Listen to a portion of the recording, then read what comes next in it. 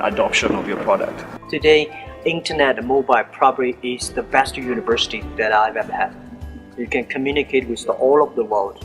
So I think the ideas you've got are fantastic. The only thing is that as an entrepreneur that never build up a good team and set the big vision, but milestones and go on, never give up. You might have a lot of problems, right? But you can see the problem you're facing, your competitor will face it too. Yeah. And you think you have a lot of tough days, but your competitor may have a much easier. You never know, right? So you say that the competition within you is not is the speed of solving the problems. For us, our story is very similar, like everybody else. We found a space on the other side. We found that entrepreneurs were working in isolation. Everybody was working from their home or from a coffee shop. And we needed to bring them together because of my business experience. I, like Cargo, dropped out of university second year. Long story, we couldn't afford it because I needed to pay for my siblings' school fees. And I had done a lot of manual labor before that. So I started my first company, I failed. Started my second one, I failed. And then my third company started working, which was buying domain names from Bulgaria, buying them at about $35 and selling them at $150 in Kenya. The reason there was a business opportunity was because people didn't have credit cards, and this was the only company that accepted Western Union. So I'd ask, you want a domain name? I'll sell you a domain name. I'll come and I'll get the domain name for $35, sell it $150 and support it for a year. And then I was lucky enough to meet Anna, who is right over here. And she invested 50,000 euros for an incubation hub. Yes, so that was the beginning. Yeah. So Anna invested 50,000 euros for an incubation hub, and we agreed that we'll bring all the young entrepreneurs we can, so we share a lot of knowledge and skills and art.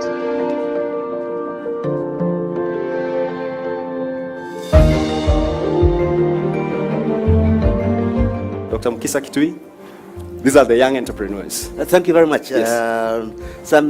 Ladies and gentlemen, last year, September, with the support and assistance of some of the most powerful people in the world, I managed to get Jack Ma to be a special envoy of UNCTAD for youth and small business. In that act, he becomes the most expensive employee I have ever had, with the status of an Assistant Secretary General of the United Nations. One of the main things that made me look for Jack, and I shared with him over 2 years of things at Davos, at the World Economic Forum, is partly the story he has to tell. The tenacity of saying falling is ordinary, rising after a fall is what takes genius, is what takes guts.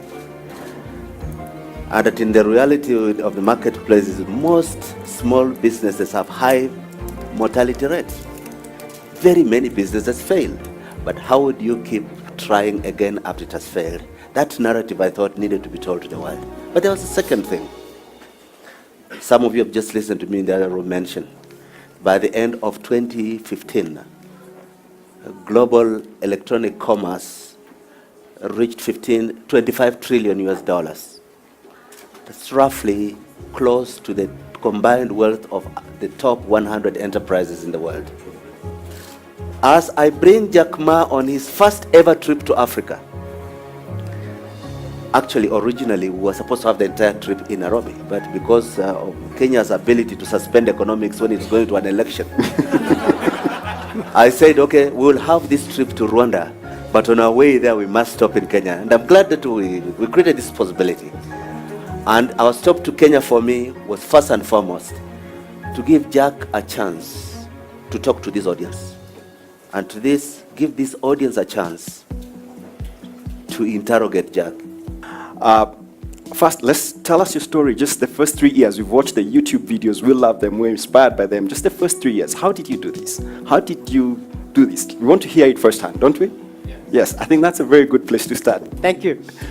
Well, thank you very much. This is my first morning in Africa, and I'm expecting this day for a long, long time. Well, this is the best gift I've ever got from Dr. Kitui, that this morning talking to you guys. reminds me of my early days.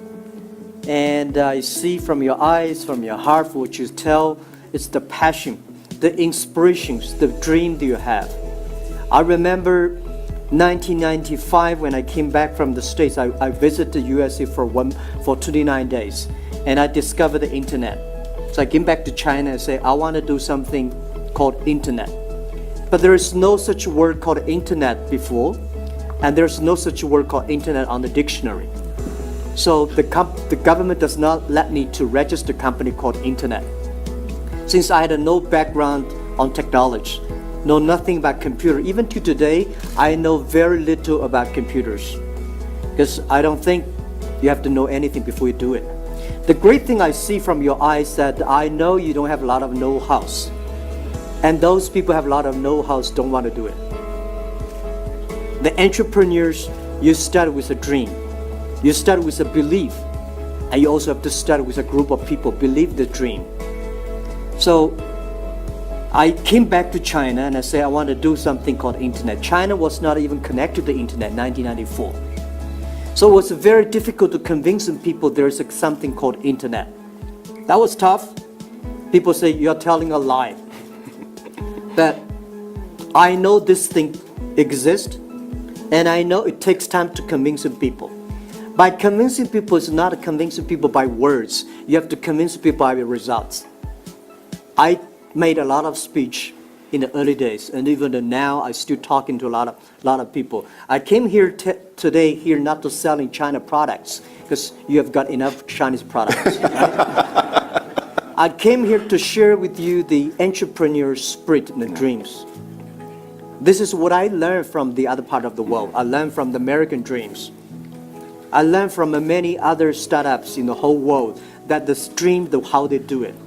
I think the very important is that making sure your dream can be realized, making sure your dream makes steps by step every week, every month.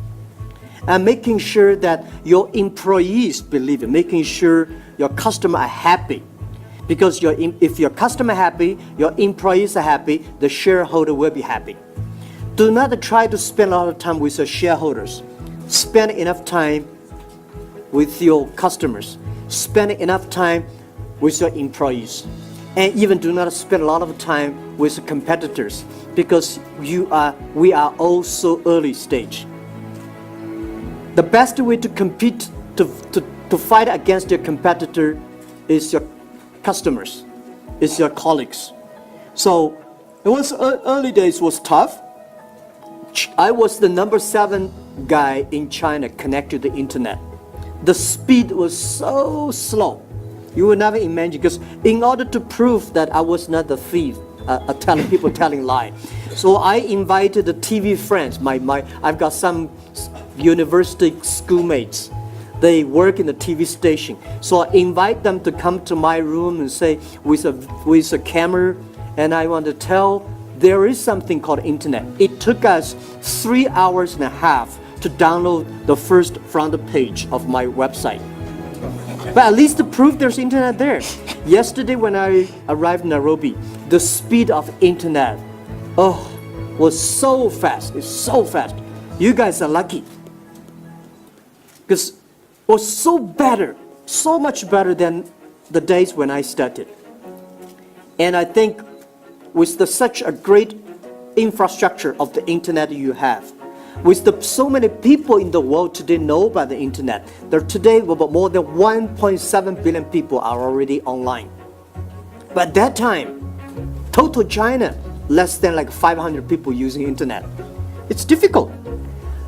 But as I said just now in the other room, everybody, when you have a dream, you have to dream globally, but you have to win locally. You have to survive today, but you also have to think about the future. If you do not think about the future, if you do not have a vision for 10 years later, what will you be? You will never have a great people follow you and join your company. But if you cannot survive, you go nowhere. Right? No matter how big dream is, it is a telling a lie. So the thing I proved when I started my business, I failed for 1995. I started the first internet company. Did not work out, so I joined the government for working for 13 months as a part-time contractor. Did not work out. So 1999, I started my Alibaba.com in my apartment. And I know I may not succeed, but I told my 18 founders that first, even if we fail, some people will win. Internet is the future. E-commerce is the future. No matter you like it or not, 80% or 90% of business in next 30 years will be online. And no matter what, the best way to serve the world is the internet. So I know that if I cannot make it, somebody will make it. So I continue to make it. And then the second thing I tried to prove is that if Jack Ma can succeed, 80% of the young people can be successful. We don't have money. We don't have a relationship. I don't have a powerful, rich father, even though we don't have a rich father or uncle that can sponsor us. Everything we do is the 18 founders. We believe the future, we make progress. Even among the 18 founders, we only have 3 engineers. Among the 3 engineers, only one of them had 3 years experience at university, study computer. The other 2, they are like amateur computer. When they open it, they don't know how to fix it. Start from there to today, we have 25,000 engineers in our company. And nobody comes to buy and sell. For the first 2 weeks, terrible. We built an e-commerce company, nobody comes to sell. So we have to list our own products on there, waited for 2 weeks, nobody comes to buy.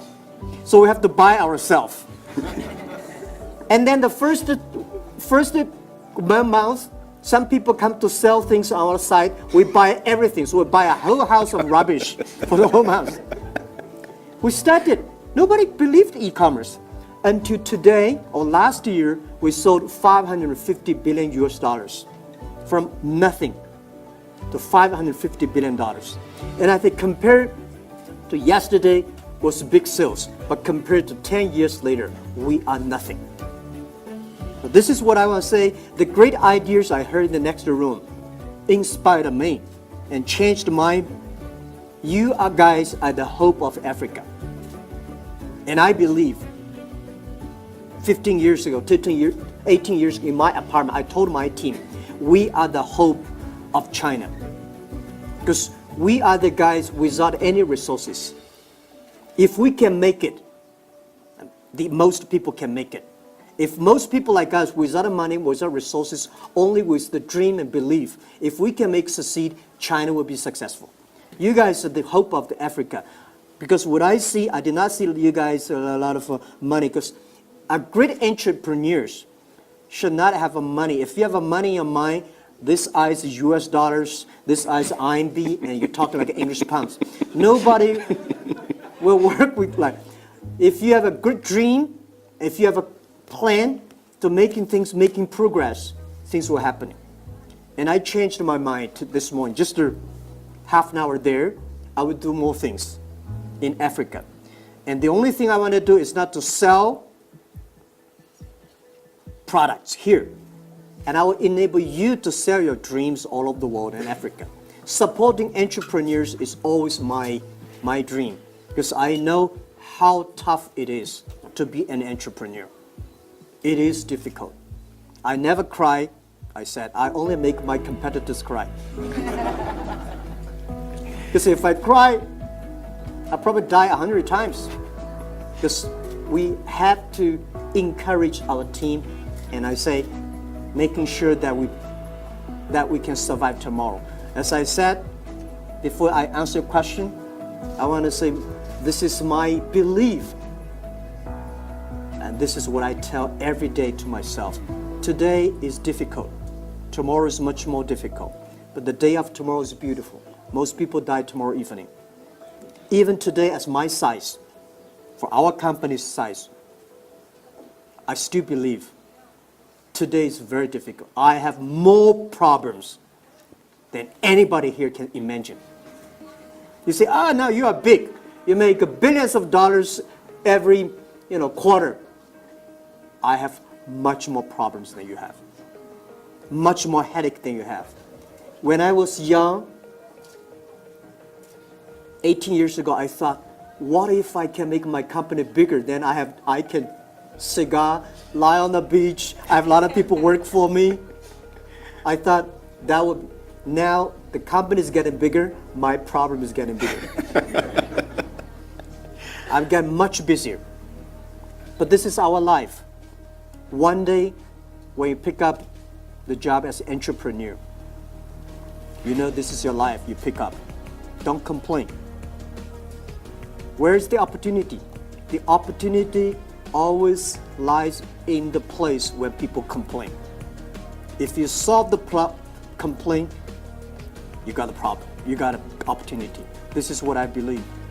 And also, as an entrepreneur, I think most of the projects I heard there is about platform. You guys are building a platform. The essence of building a platform, a lot of people in China want to build up a platform.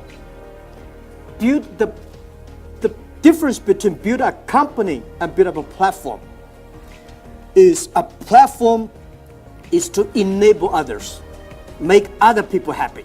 A company is to make yourself happy. This is the difference between 20th century and 21st century. If you're 21st century, if you want to be successful, making sure your employees are successful, making sure your customers are successful because you're using your services. If you can make your customers successful, your employees successful, your platform will be successful. This is the essence. And remember that. Empower others. You are empowering yourself, and you are empowering your platform. Thank you. So any questions you have? Yes, thank you very much. The question picker is Mikul Shah. You have a question about leadership. So there's a lot of entrepreneurs in the room today, and I'm one as well. We discussed our business a little bit earlier. One of the struggles that a lot of our entrepreneurs are finding is how to become leaders.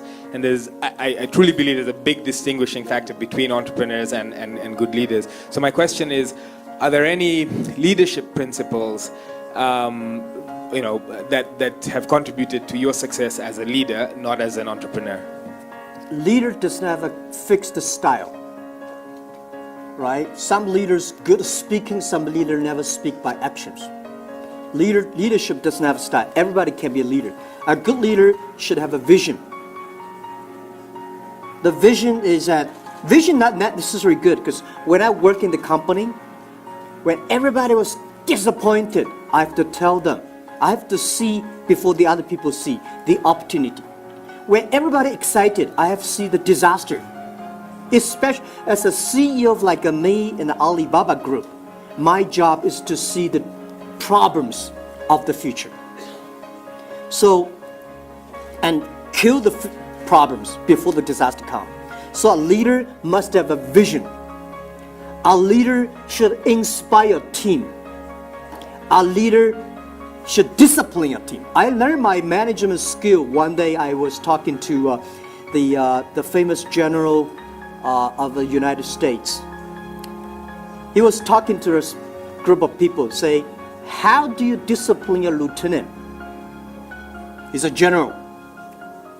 The guy who lead the first Iraq war. What's his name? Pauline Cole. Pauline Cole. Yes.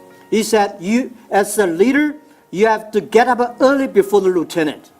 You have to sleep before the lieutenant, late before after the lieutenant. You have to eat before after the lieutenant to eat. But if you have a problem with the lieutenant, what are you going to do? Fix him, remove him, and fire him. Leadership is not only about inspiring. Leadership is those people who join your company. You have to create value for him. You have to making sure in 3 years he will be different. Not because his job is different, because if the people are not different, the products will never be different. I told many people when they joined Alibaba, I say, guys, I don't know fortunate or unfortunate in joining Alibaba. we work much longer than the others, much harder. We have more problems than most of the companies. If you can survive in the Alibaba, you can survive at any company in the world because life is tough. We never promise you will be rich, you will be successful, you will promoted. But we will promise you will be a problem, you have a wrong, you will make a mistake, you have a terrible boss.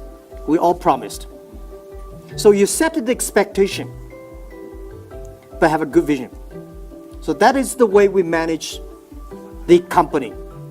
And I think when you hire good people, the good people believe the vision they will get. So when I visiting a company, whether it's a good CEO or not, I do not listen to the CEO.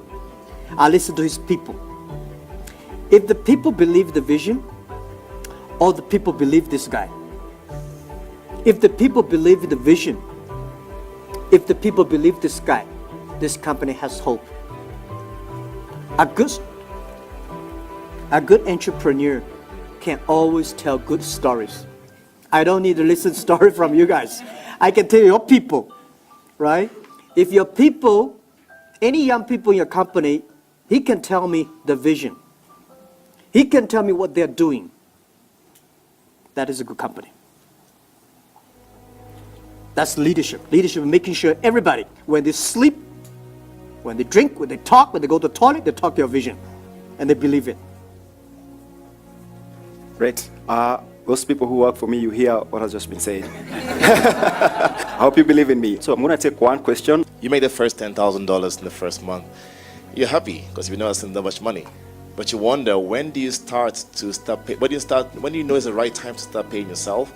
Because most entrepreneurs that have realized that either they get a grant or funding, or they make a little money, they're making just like, you know what, I want to buy a Range Rover. They start buying too many things they don't need.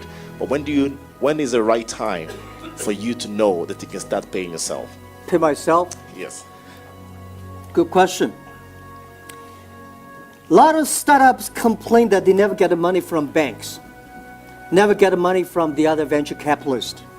Well, rejected by banks, rejected by your venture capital is very normal.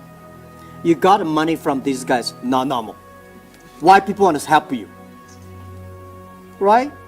There's no reason people help you. You get help because you earn the credit. You earn the reputation. So borrow money from your friends, families. That's the first step. That's everybody. If you cannot even borrow money from your friends and relatives, you guys have a problem. Nobody trusts you, right? So I heard you borrow $2,000, $1,000. That's good. That means you have this trust from those people that around you. At least you got somebody. So that's called the seeding money. Seeding money means you have to grow. The seed is not the money. That money is what? That money is the trust of the seed. You have to use your money very carefully. And then spend the money. I tell you the true story that what I did. 18 founders. I told 18 people the day when we have the first meeting. I say, guys, now put all your money on the table. Nobody is allowed to borrow money from your parents. I don't want to spend their pension. Nobody is allowed to borrow money from friends. That's your saving. No matter how much money you have, put on the table. Keep 10 months job, living expense in your pocket. Because 10 months later, if we cannot raise money or make money, we all go together looking for jobs. And you have to live 5 minutes driving or walking distance from my apartment. So I call you, you come. And people say, we don't go home, we sleep there. And then we gathered $50,000. We thought we can last for 10 months, but we only lasted 3 months. Even if we spend every cent very carefully. Because remember, good days always come very late. tough days always come early. No matter how safe, the money is spent very quickly.